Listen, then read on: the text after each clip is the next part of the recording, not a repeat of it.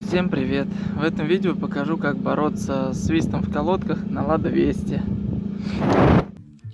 Лечить это будем вот такой чудесной смазкой Liqui-Moly. Цена ее 120 рублей.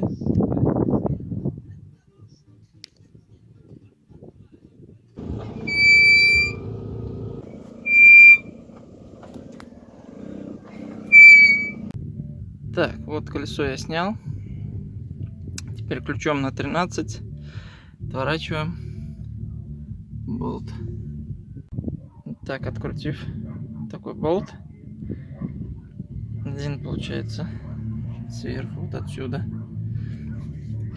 откидываем суппорт. Так, откинув суппорт, достаем одну колодку и смазываем направляющий. Здесь получается на самой колодке направляющая, и вот эти посадочные места смазываем пастой Liqui-Moly. Так, с обеих сторон колодки смазал. Получается пару одну там и здесь. И устанавливаем обратно суппорт.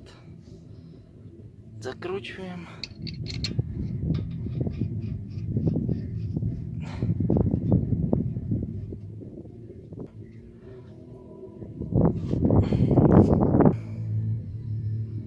Так, первое колесо готово. Пойдем второе делать. Так, откручиваем второе колесо.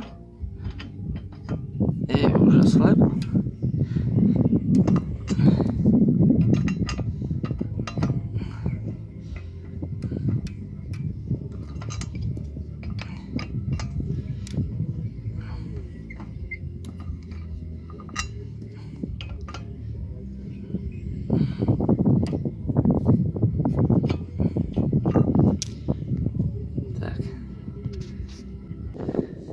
Так, вот колесо снял, вот получается с направляющей.